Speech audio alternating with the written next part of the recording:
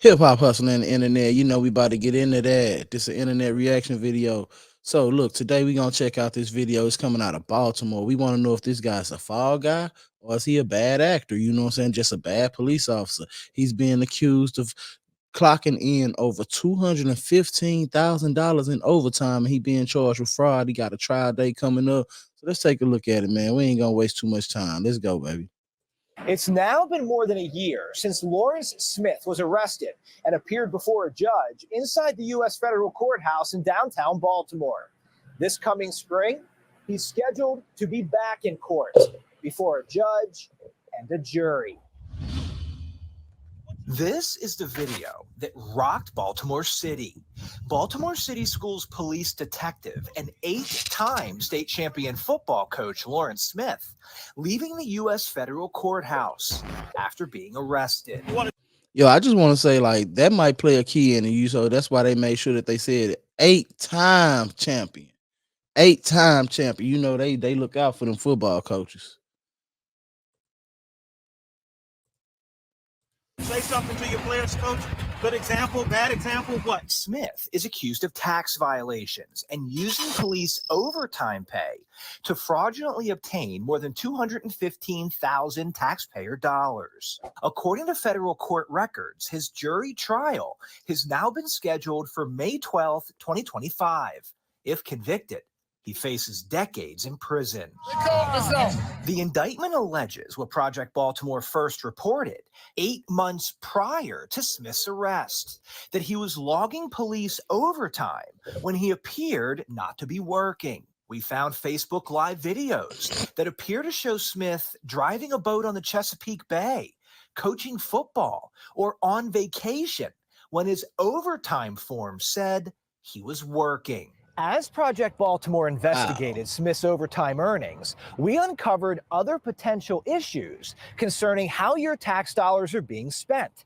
But once Smith was arrested, city schools quit answering many of our questions or releasing records, saying it didn't want to compromise the federal investigation. As a result, there are still significant questions that remain unanswered. Question 1. If Smith is found guilty, will the supervisors who signed off on his overtime forms also be held accountable? When a city schools officer submits an overtime form, it's approved and signed by multiple supervisors. Fox 45 News obtained 857 of Smith's overtime forms. My vision is one with the 21st. My boy had 857. That's crazy. Century model of cultural transparency and accountability. This is Lieutenant Danina White in a 2022 City Schools promotional video. White signed 659 of Smith's overtime forms. Lieutenant Alfonso Small signed 462. Many were for overtime Smith claimed to work at COVID sites in the city during the pandemic. In analyzing Smith's overtime forms, we found stretches of time where he claimed to be working on average nearly 13 hours a day, 7 days a week for 42 straight days.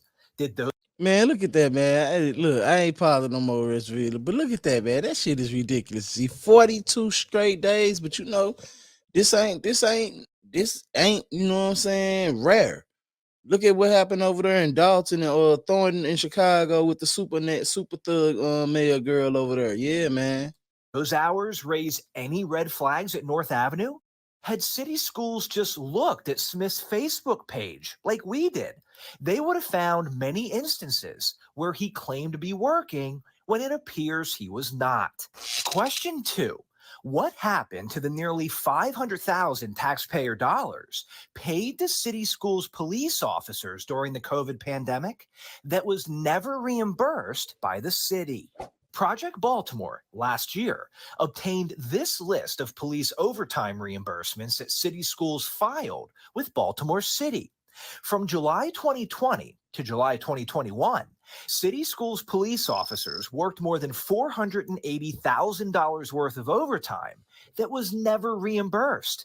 The school system paid the officers for the overtime, but the city never paid North Avenue back. You have not received reimbursement? It has not been received by the finance department. Last year, we tried to get answers from Mayor Brandon Scott, who said the district never submitted the reimbursement. Have you talked to the school system about this? Because they're saying that they put in the reimbursement. I'm going to say what I said to you one more time.